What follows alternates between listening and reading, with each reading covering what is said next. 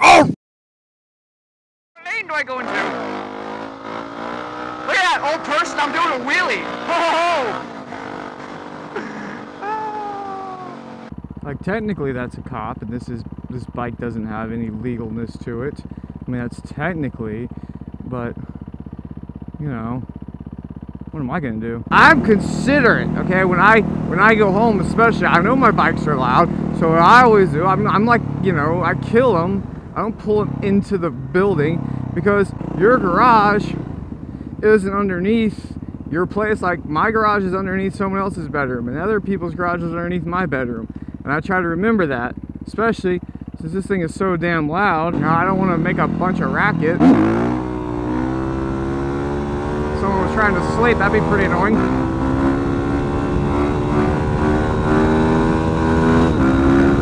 Right?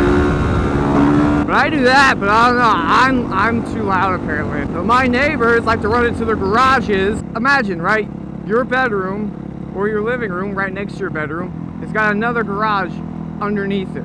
Not your garage, somebody else. I know, it's stupid designing in the first place. You're asleep and your neighbor comes home, what do you... Fucking automatic garage door opener, opening the garage, then shutting the garage. That's really obnoxious. While you're asleep, I can only presume because they're drunk or some shit, your neighbor decides to come home and run the fuck in to the door. When you're asleep and somebody runs into the goddamn door, this is what you hear. You're like, oh yeah, I'm asleep, life's just wonderful. La la la la, dreams and bullshit. Boom!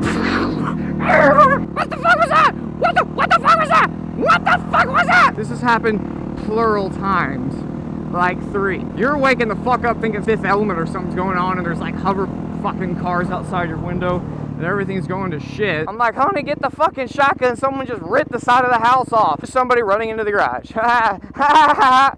It's a big, slow-moving door.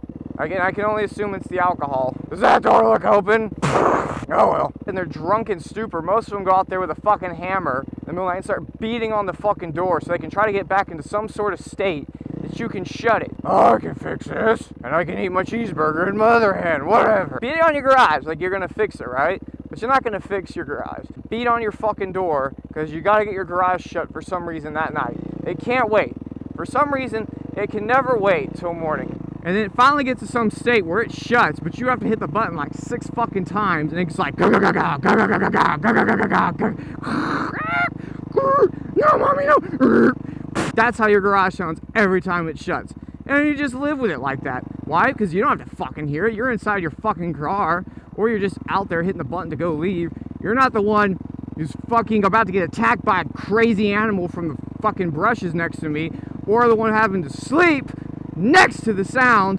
You're below me, you're an asshole. Fuck you. One time when I was a kid, me and my buddy Chad was chilling over in my house, and I had a playground fort thing in the backyard. I was probably about 11 or 12. We had this neighbor. He's like one of these sort of nice guys. I don't know, he was some sort of Russian-y something. I don't know what the fuck he was. You know, I don't think he had a lot of money, but he was pretty resourceful. You had to give him always props for that.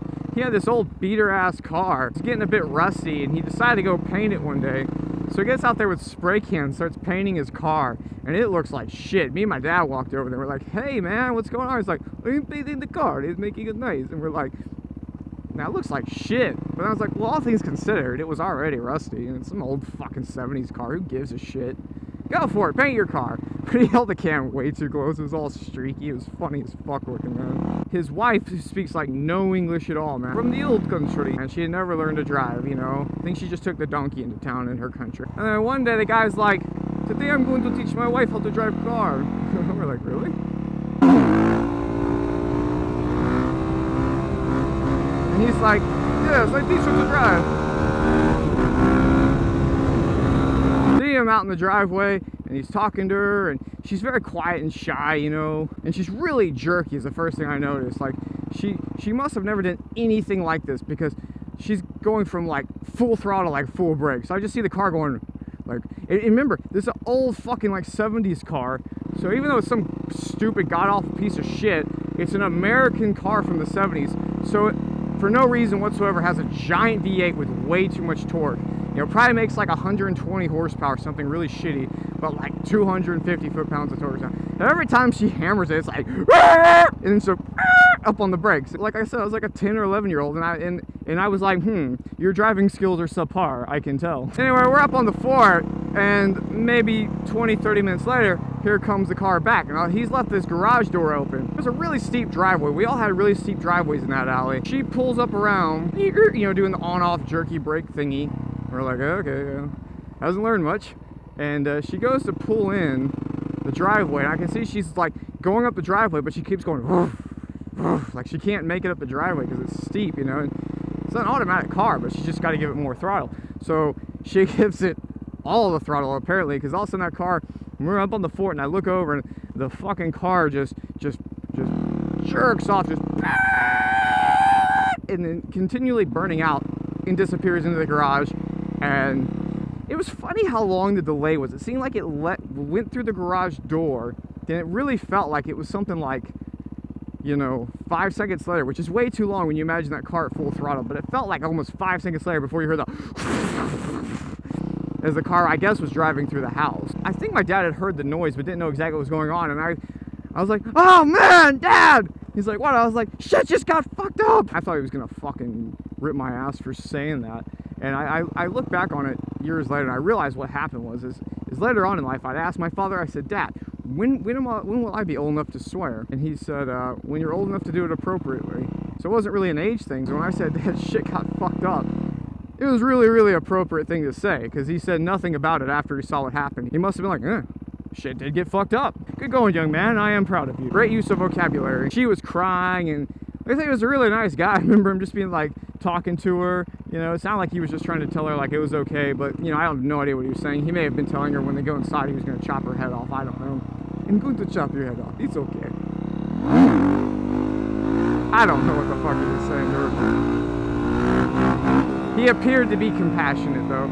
And this house, he was renting it too. I remember that. It wasn't his house. And Dad's like, oh, you're gonna have to call somebody, you know, because like one of the walls was fucking protruding out. No, I can fix it. And fuck me, he did. At least it looked fixed. God, I really, really imagine there had to have been some sort of structural integrity damage to that thing. I would not trust that house. Like I said, if you're gonna drive through your garage, you better be drunk or fucking Romanian, Armenian, whatever the fuck that lady was. That's your only excuses. And it still doesn't really make it acceptable.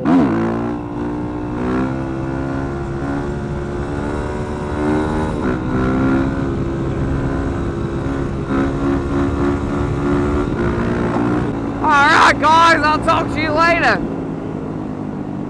Yours for just $23.82. I don't want to buy that.